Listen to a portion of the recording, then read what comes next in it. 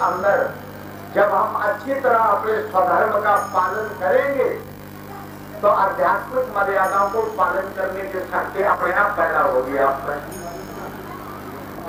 इसलिए भगवान कहते हैं अर्जुन, स्वधर्म निधनम श्रेय परधर्म भयावह।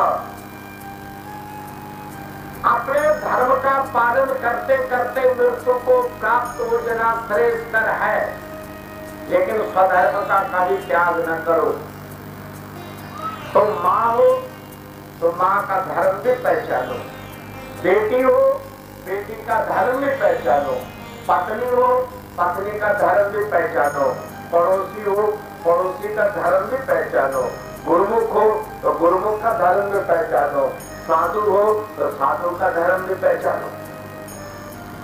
तुम भाई हो भाई का धर्म पहचानो, पति हो पति का धर्म पहचानो, पिता हो पिता का धर्म पहचानो, देश के नागरिक को नागरिक का धर्म पहचानो, भक्त हो तो भक्त का धर्म पहचानो।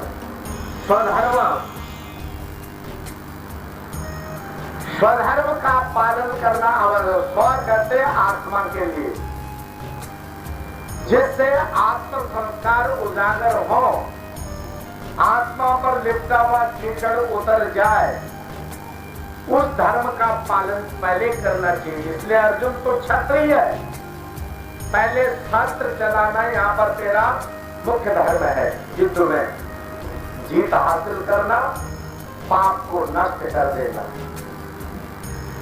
हिताया सर्वलोकानां निग्रहाय च दुष्कृताम्, दुष्कर्मों का निग्रह करने के लिए और प्राणी मात्र के हित करने के लिए पहले तो क्षत्रिय धर्म का पालन कर ले, उसके बाद भक्ति और संन्यास की बात बाद को करना।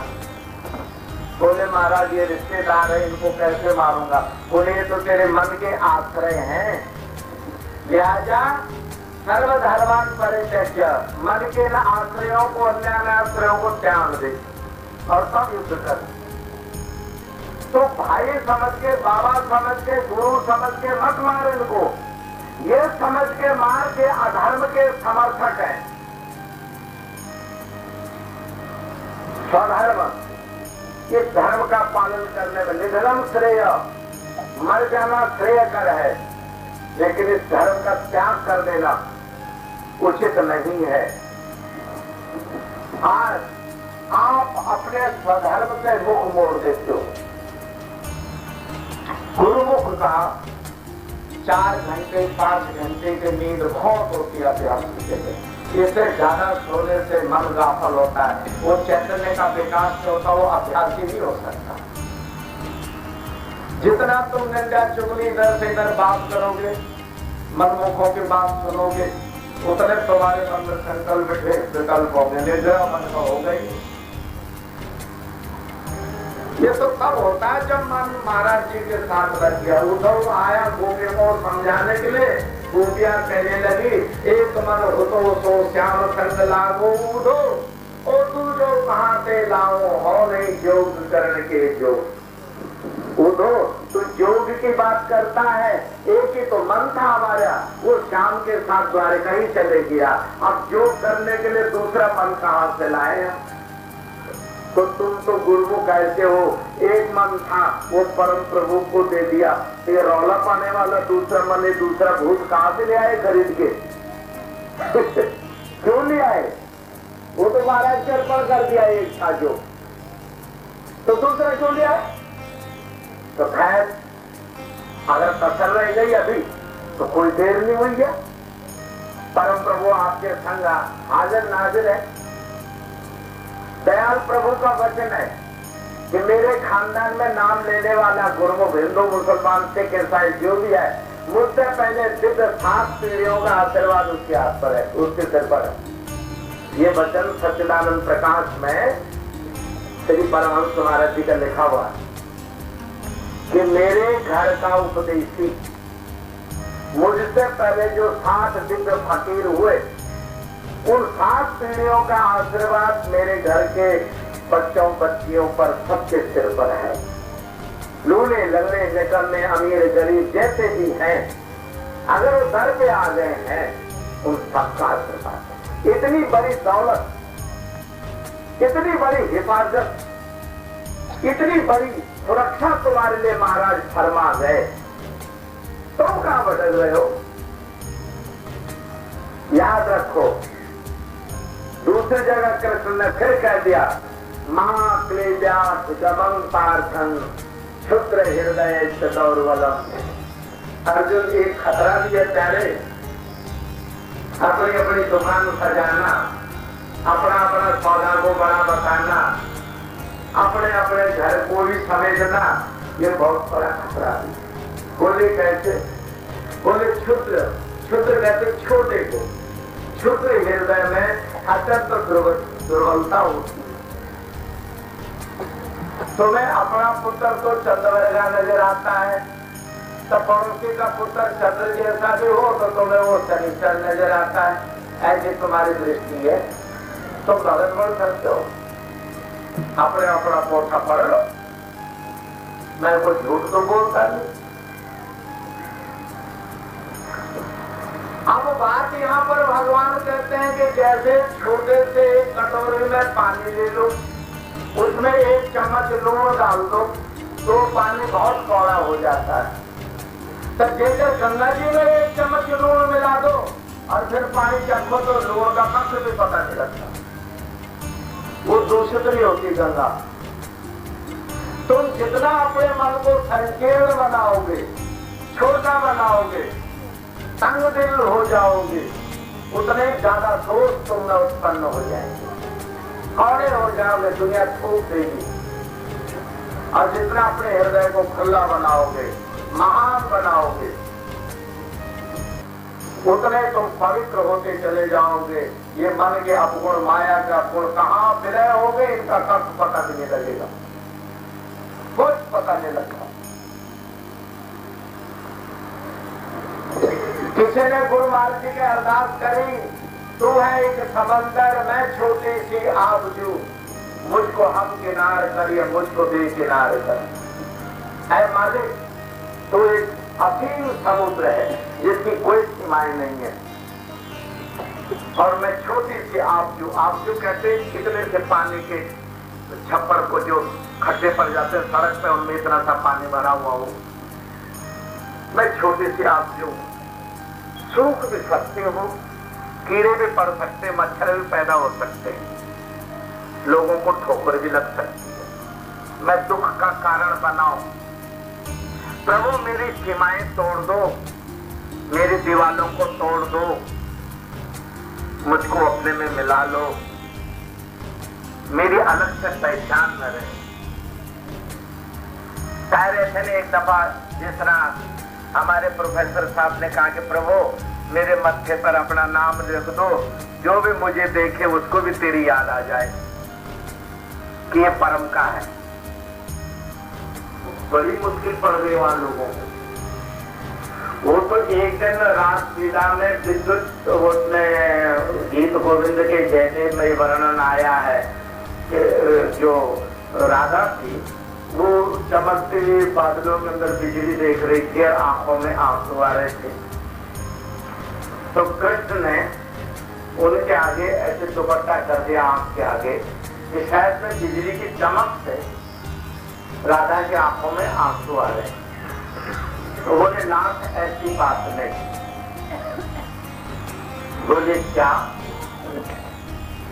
बोले महाराज जी मैं ये देख रहा हूं कि जब बिजली कौंधती है तो इसमें आपका तो रूप भी है, मेरा शरीर तो इस जड़ बिजली से भी देखा है कि इसमें खाली नाम ही नाम घुसा हुआ है।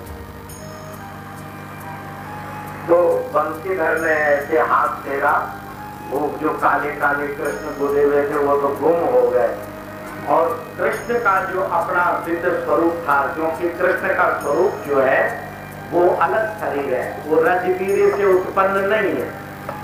उसके लिए कहा कि योग माया के प्रकृति को आधीन करने के पश्चात जो भगवान अपने देह को प्रकट करता है, उस वो प्रकट देह जो होती है वो मानस सृष्टि होती है। एक मानस सृष्टि है, एक मैथुनी सृष्टि है, एक उद्गित सृष्टि है। जैसे कि बिना माँ बाप के कीचड़ में कीड़े पैदा हो जाते, जैसे कि आटे में कीड़े पड़ गए तो बाहर से कोई अंडे ला के उनका जोड़ा लाने पर तुमने डाला जी, उदगी उसी, या पसीने में जुए पैदा हो गए, खटमल पैदा हो गए, ये उदगी प्राणी है। ये बिना माँ बाप के भी इस प्रकृति के पसीने से उत्पन्न होने वाले उद्भिद हैं। एक प्राणी ऐसे जो मैथुनिक सृष्टि के, जैसे हमारा तुम्हारा जन्म हुआ माँ बाप के मेल से। एक प्राणी ऐसे जो मनुष्य सृष्टि उत्पन्न हुई, जैसे कबीर जी पैदा हुए, सुखदेव जी जैसे पैदा हुए, सनकादि ऋषि पैदा हुए, मर्यादा ऋषि पैदा हुए, मनु शतरूपा पैदा हुए, ब्रह्मा जी पैदा हुए। ऐसे तो रामकृष्ण, नरसिंह, कूर्म, कच्छप, बाराह, वामन आदि अवतार जितने हैं, नानक, कबीर, गुरु गोविंद तक, ये लोग ऐसे नहीं जो रजवीर से गर्भ में पैदा हुए हों। इनके लिए वाणी कहती है प्रकटे हैं कृपाला दीन दयाला, प्रकट हुए हैं, जन्मे नहीं लिखा हुआ, प्रकट हुए। प्रकट का मतलब वेद में वचन आता है नमः संभवाय च मयो भवाय च नमः शंकराय च मयस्कराय च नमः शिवाय च शिवतराय च नमः। यजुर्वेद क्या नवम अध्याय में ये मंत्र आते हैं संभवाय च। संभव का मतलब है प्रकट होना। जैसे संभव एक ऋषि का नाम है, जानते हो किस ऋषि का नाम है? घट संभव कुंभोज ऋषि, जिसको तुम भार्गव भी कहते हो, भृगु भी कहते हो, शुक्राचार्य भी कहते हो, अगस्त्य भी कहते हो, एक ही ऋषि का नाम है ये।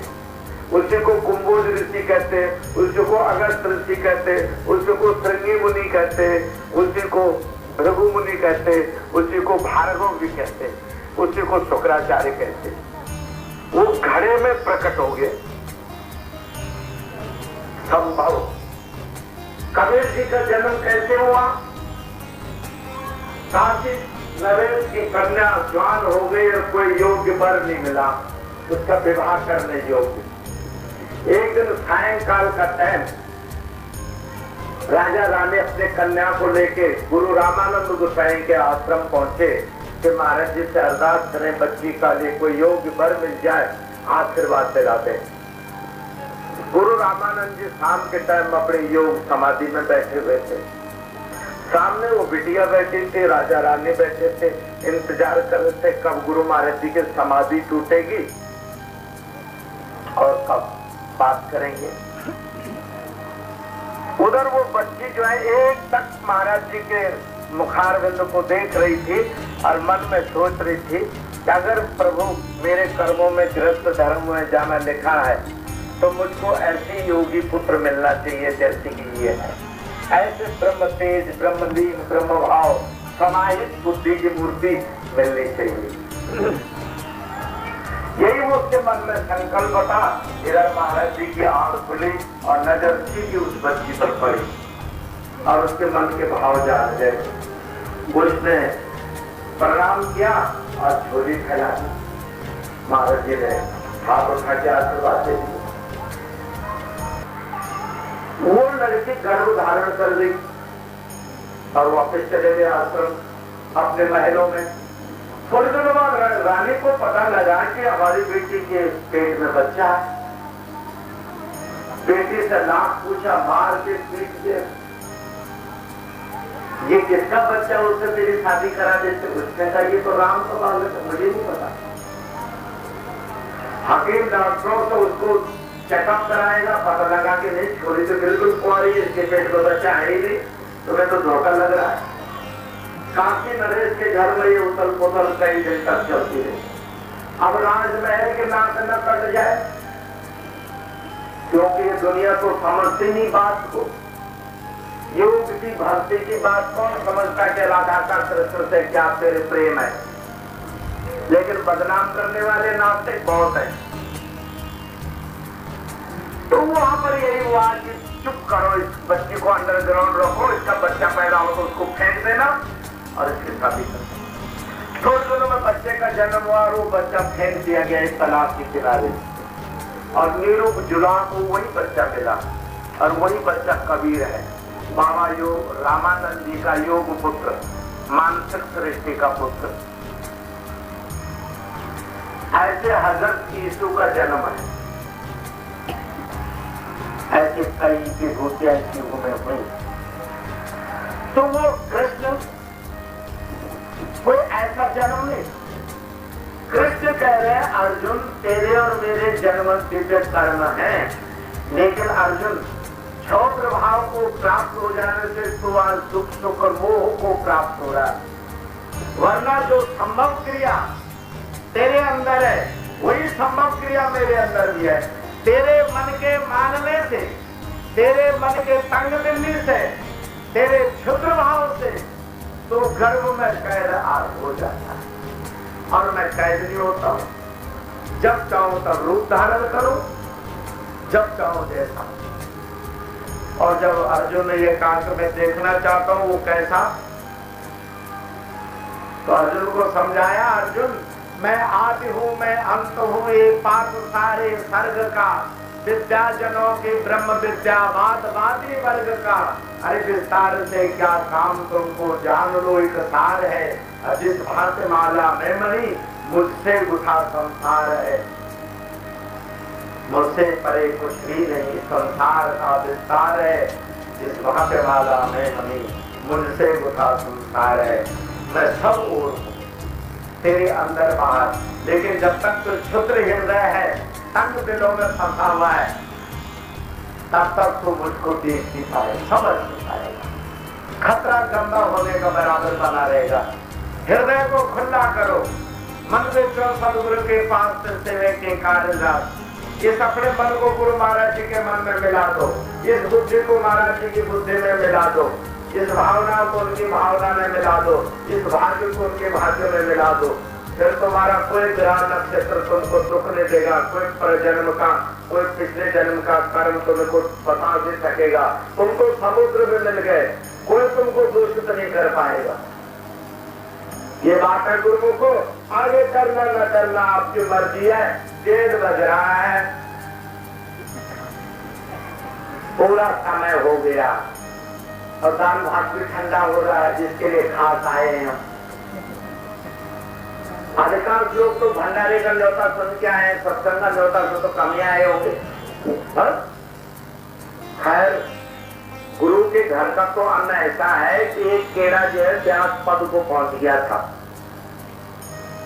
एक ऋषि कहीं जाना था, उनको सवेरे ब्रह्मचारी थे आश्रम में, और उन्होंने जल्दी 3 बजे स्नान करके और यज्ञ होम जो करते हैं वो जल्दी जल्दी हवन करना शुरू करा।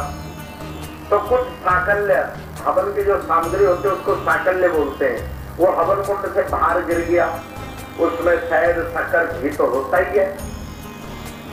ये कॉकरोच कीड़ा कहीं से खाने को आ गया, सुगंध फैली मिठाई की, तो आ गए।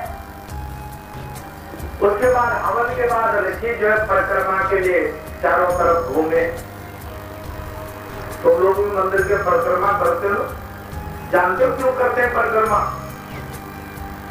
ये तीर्थानी सप्त प्रचलित रंतो देखा पुंसा प्रयोजने बधन्वान तन्मति। वेद में ये परिक्रमा का मंत्र है। ऐ प्रभु, मैंने तुझको एक तीर्थ में मान करके तेरी महिमा घटाई है, बताई नहीं है। जो सारे सृष्टि का राजा हो उसको हम कहेंगे तो पठानकोट का पटवारी है, तो बताओ उस राजा की महिमा तुमने बढ़ाई की घटाई? बोलो तो, घटाई ना। तो जो सारी सृष्टि में व्याप्त है उसको तुमने कह दिया इस फोटो में है, तो तुमने गुरु महाराज जी की महिमा बढ़ाई की घटाई?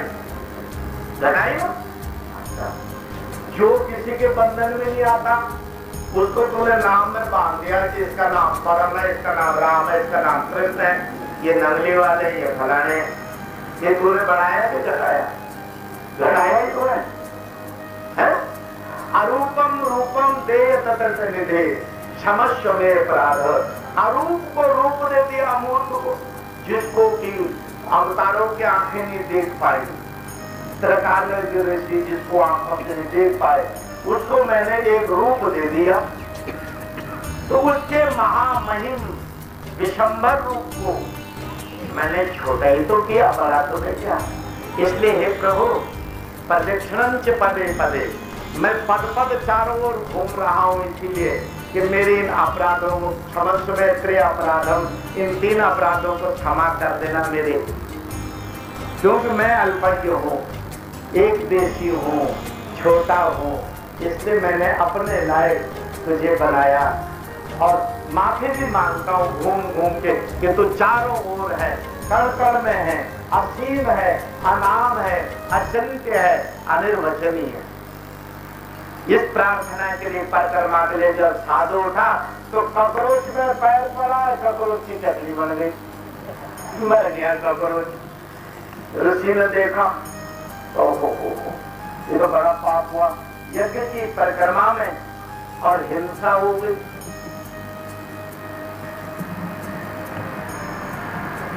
दौड़ के गए यमराज के पास। यमराज अभी आराम कर रहे थे, कुआं खटखटाया, यमराज का दरवाजा खोला। बोले ऋषि इतने प्रातःकाल यहाँ आने की क्या जरूरत? बोले महाराज मुझसे पहले एक जीव आ चुका है यहाँ। बोले हाँ, ये कॉकरोच मरा चाहिए के साथ वो आ चुका है यहाँ। अब थोड़ी देर में मैं जरा बैटरी वगैरह पी के हो तैयार हो लेता हूँ, फिर तुम्हारा मुकदमा सुनता हूँ। यमराज तैयार हुए, मुकदमा सुना।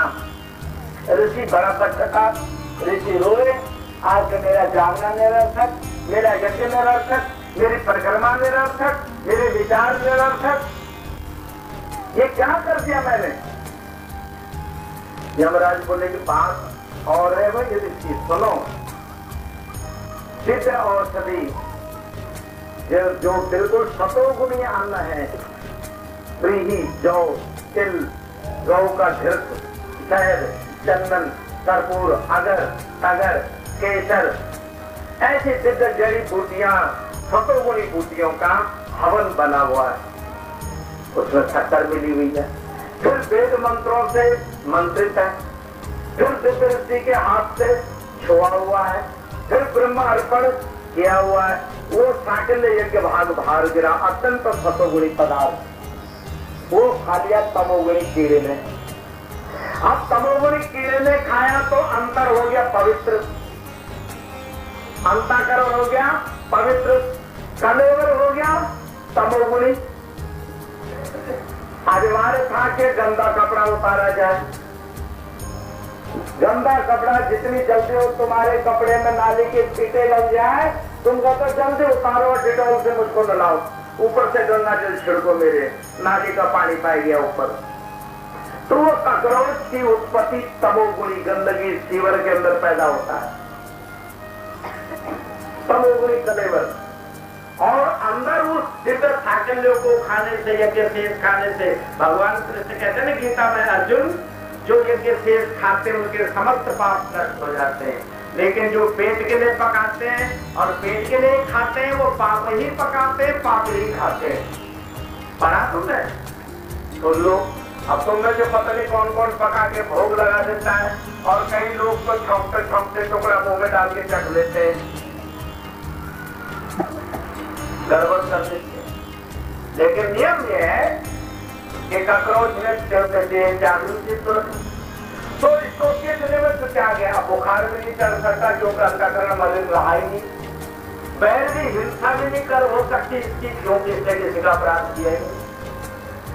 लिहाजा इसकी मृत्यु भी उत्तम पद में होनी चाहिए, तो ऋषि तुम्हारे चरणों से उत्तम और पवित्र जगह कहाँ मिलती? और यज्ञ की परिक्रमा से आचारा तीर्थ और क्या होता है?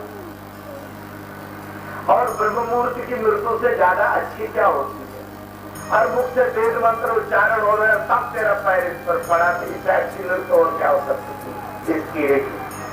अब ये कीड़ा फलाने जगह का राजकुमार होकर जन्म देगा, लेकिन बोले महाराज इसने तो मरना था ठीक था, और भी कई पवित्र थे दुनिया में, मैं ही निमित्त क्यों बना? बोले कि इसमें है क्रिया की हड़बड़ी। उगते हुए सूर्य को यज्ञ की आहुति देते हैं, और तूने तो जल्दी जाने के चक्कर में 3 बजे रात में हवन शुरू कर दिया। बीबीसी के खबरें 5 बजे आ रही है, तो 6 बजे रेडियो खोल दे, कहां से आएंगी? सवेरे 3:30 से 5 बजे अनहद का टाइम होता है, तो 6 बजे 7 बजे सो के उठता है, फिर झूठ मूठ कहता मैं सुन रहा हूँ। भगवान को भी धोखा देता, अपने मन को भी धोखा देता है। ऐसी बात नहीं। अगर सुनने का शौक है तो उठ लो 3 बजे और बैठ 5 बजे तक। अभी तो तेरे को 15 मिनट एक आसन में बैठना ही मुश्किल है। 17 करवटे बदलता है पर उर्जी की तरह तब वही पकौड़ा दिख रहा हो, ये बात नहीं।